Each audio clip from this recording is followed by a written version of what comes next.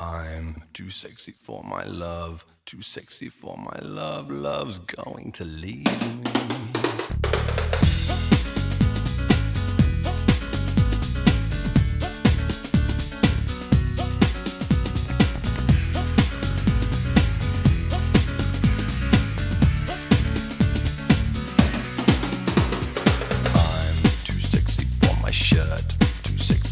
Shirt so sexy it hurts, and I am too sexy for Milan, too sexy for Milan, New York and Japan.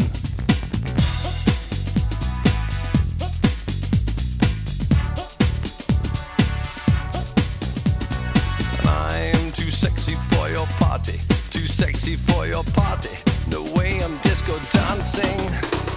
I'm a model, you know what I mean, and I do my little turn on the catwalk. Yeah, on the catwalk, on the catwalk. Yeah, I do my little turn on the catwalk.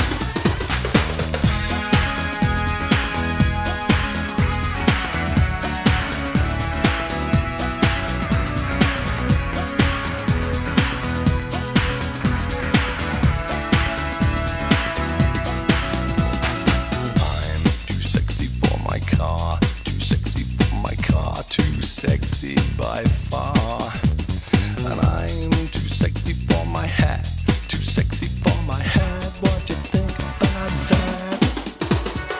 I'm a model, you know what I mean, and I do my little turn on the catwalk. Yeah, on the catwalk, on the catwalk. Yeah, I shake my little tush on the catwalk.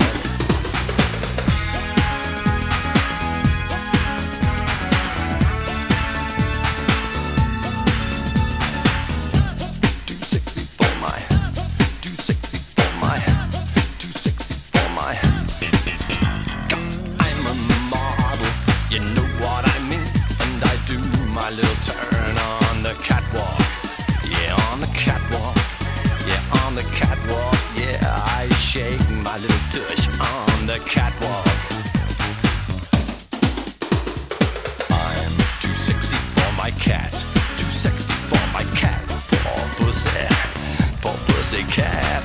I'm too sexy for my love, too sexy for my love. Love's going to leave me, and I'm too sexy for this song. I bet you weren't expecting that. I didn't even think I'd do something like that. But I did. And it was fun. Alright, just Nate 21.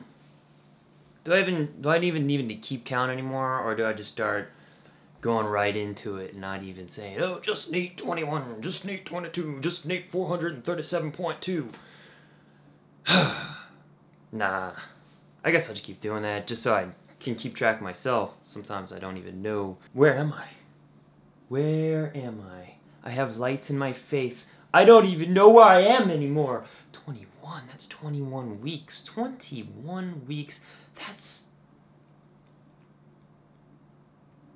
a few more weeks, it'll be half of a year. Half of a year I've been doing this? No. Probably around just Nate 30 be half of a year. Anyway. How was y'all's Thanksgiving? Mine was pretty good. We went over to my cousin's house, Kelly. She and I used to be really, really close when we were kids. She's about 6 years older than me. And we used to make crazy videos all the time as kids. When she turned into a teenager, I was still like 7 years old, so we kind of drifted apart at that point. She became a big kid, I was still a little kid. Interests changed. And we actually really didn't speak to each other for about 15 years. Even though we still lived and went to the same picnics, family get-togethers, we just, I don't know, it was just like we just didn't talk to each other. And we kind of rekindled the last couple of months. I actually started training her, and I talked her into training because I said I'd do it for free.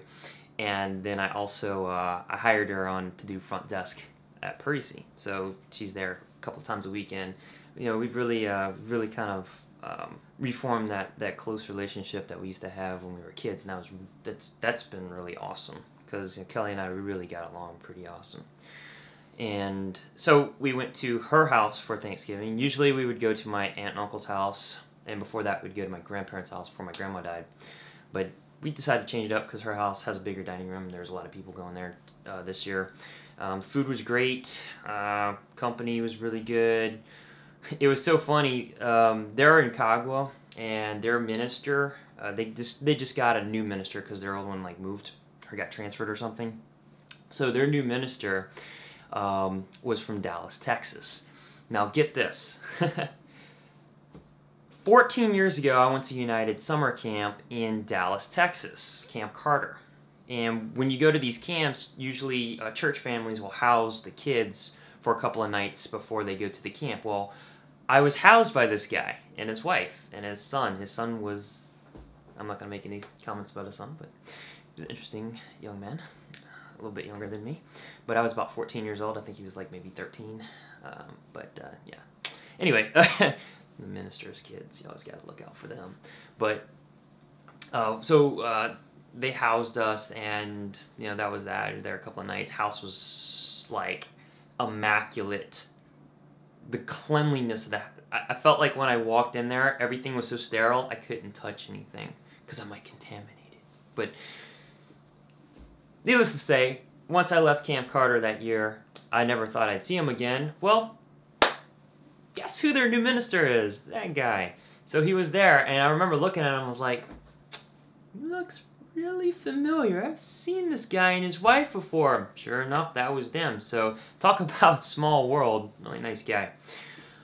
So anyway, Thanksgiving's really cool. I talked to Kelly a lot, and I talked to Artie. That's her husband. So funny. Her husband, Artie, great guy. I love this dude. But he actually used to babysit Kelly when they were younger. She was like, I don't know, I think she was like 10 and he was like 21 or something like that. And he would babysit her, and he actually wound up getting married, and then he had a kid, and then his wife turned out to be crazy and they got a divorce, and then a few years later he wound up getting married to Kelly, and it was like such a surprise because I never saw that one coming because I never knew Kelly even liked the guy. And it's like all of a sudden, oh yeah, Kelly and Artie get married. I'm like, whoa, really? Well, that's pretty cool. Yeah, they've been married since 2002, I think. No, 2001. Yeah, I think 2002. 2002 or 2001. But they got 3 kids, and they couldn't be happier. I'm really happy for them. I love talking to him because he's all about talking about football and stuff. So really awesome dude. So anyway, yeah, and also his dad too. His dad was there, and it's the first time I've seen his dad, Mr. Beaudoin, since I was about 8 years old in Worldwide Church of God, or maybe even younger than that. It was like the first time I seen him, and it was awkward moment. Okay, so you know how the church split. When that was happening, a lot of people stayed with Worldwide, and other people left it because they saw all the bad stuff happening. Well, already left, but Mr. Beaudoin stayed with it, and he went along with their new teachings.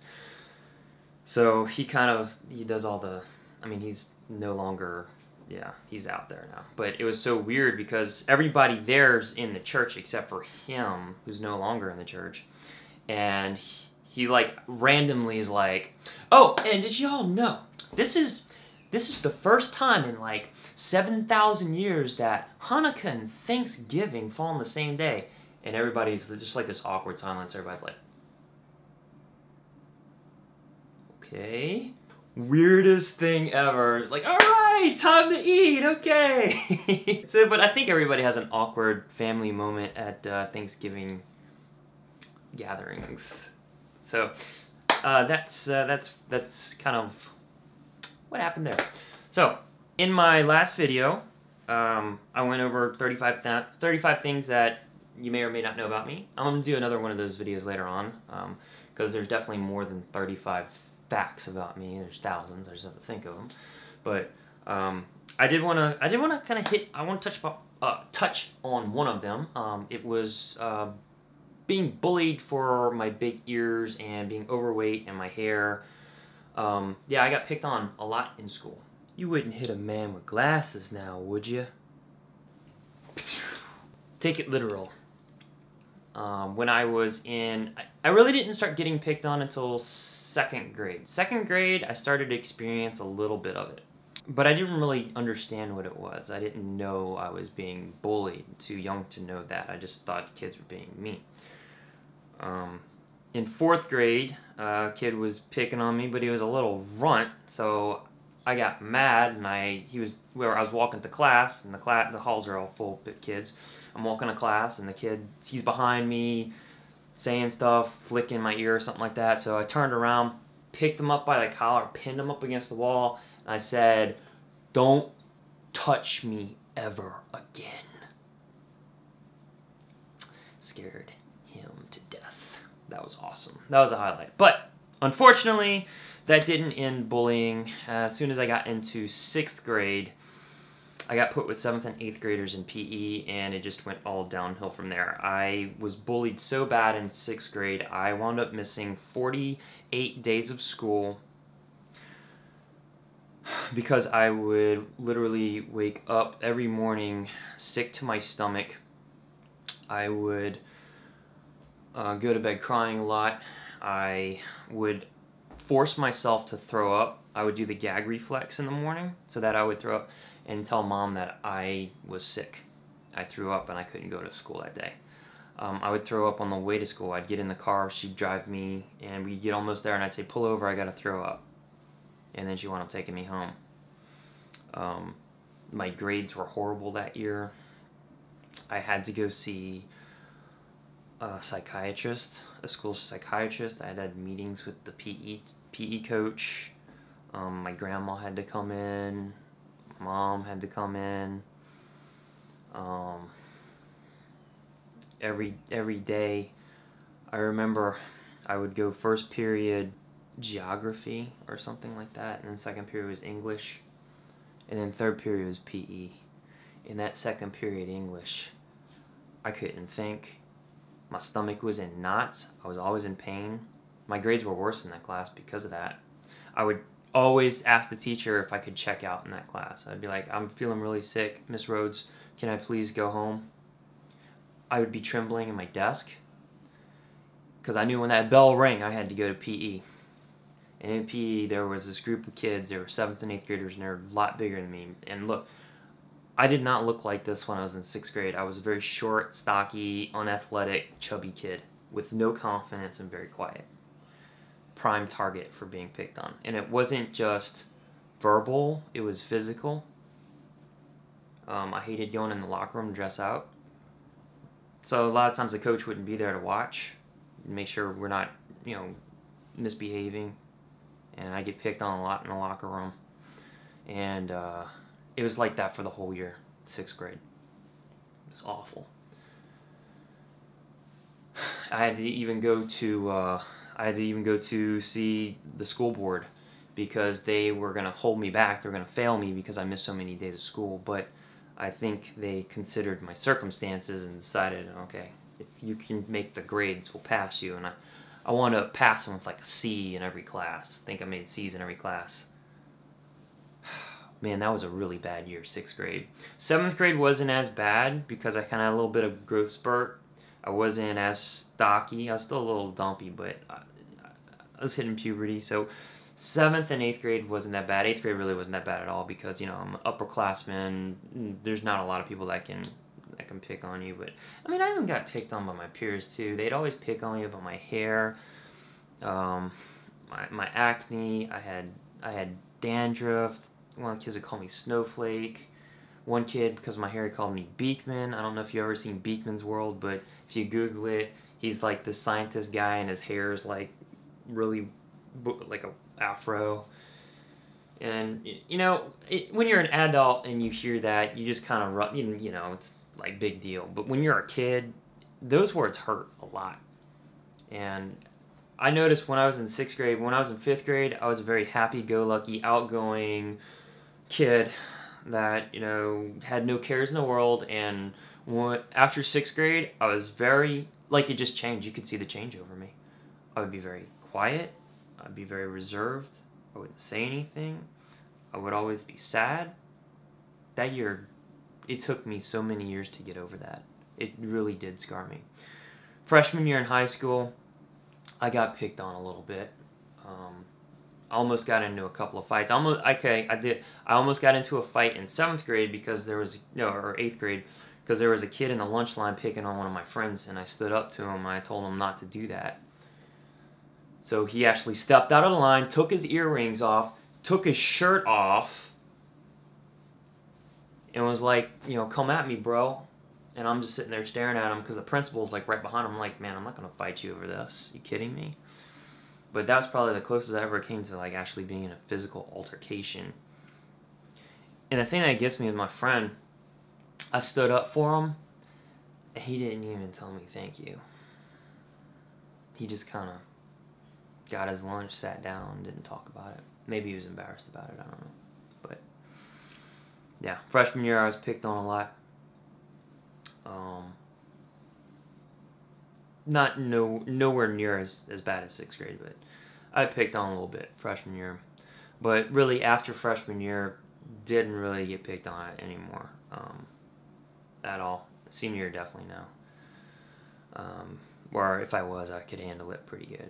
But yeah, I mean that was really a hard time in my life, and I'll never forget that, man. Or even seeing the kids that bullied me. Man, just the fear of seeing them in the hallway. Oh man, I've never been afraid of a person in my life, but when I was a kid, when I would see those kids, and these aren't your typical bullies, these are like thugs. These are guys that you would see in gangs. It's not like a preppy school bully. No, these guys are like wife beater t-shirts, hair slicked back, gold chains. I think he flunked a couple of times, so he's bigger than he should have been. Several of them. Whew, gives me the heebie-jeebies, man. But it's all over with. I don't hold any grudges. I've forgiven them. It's all said and done, but it's put inside me I'm very intolerant to bullying. And when I see kids, I deal with kids every day now. And if they come to me and they say somebody's bullying them, that's it, man. I go straight for that bully. That's it. I have no tolerance for it. Absolutely none. Because I wish when I was a kid that the teachers would have done something when I was bullied. They didn't. Suck it up or something. I don't know. Maybe they couldn't do anything. But, bring on the world tomorrow, man, where that's not going to be put up with. Kids are going to respect other kids. Kids are going to respect their parents, their teachers. You're not going to have to put up with any of this junk. And that's what I'm looking forward to. Being a part of that. Man, I'm all worked up now. Whoa! Adrenaline's pumping. I need to go, punch a punching bag or something right now, man. Ooh. Anyway, I'm a very protective person. Very protective. And I will fight. I'll fight hard for someone that I care about. There ain't nothing that's gonna hold me back. I don't care what the situation is, man. If I care for that person, forget about it. I'll become your worst nightmare if you're messing with them. I'm gonna go ahead and peace out now. I'll talk to y'all next week. Maybe might do another music video. I don't know. We'll see how time permits. I think I got another project I'm doing. I got kind of not drafted, but word got out that I do videos, and this guy that's putting together a teen band saw my work. I showed him my work, and he's like, "Can you do a promo video for our band?" And I was like, "Yeah, sure." So he gave me all their footage, and I got to cut that together, but he still got to record the studio version of their song, so that way I can splice it together with the video. But That's pretty awesome. And hey, you know, if these guys like hit it big, I'll be their video guy. That could be huge, you know? I could have like the next, I don't know, Teeny Bob group or whatever they call them, doing the videos. How awesome is that? Man, pretty cool. Anyway, I'll go ahead and see y'all next week, so don't do anything I wouldn't do. Check you later.